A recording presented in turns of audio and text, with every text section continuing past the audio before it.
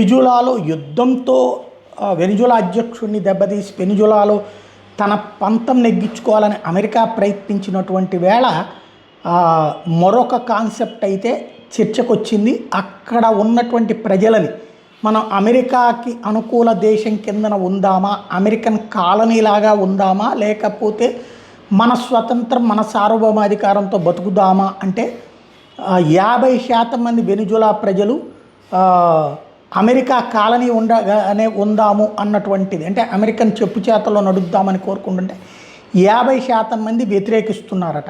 తాజాగా వచ్చినటువంటి సర్వే లెక్కలు చెప్తున్నటువంటి అంశం.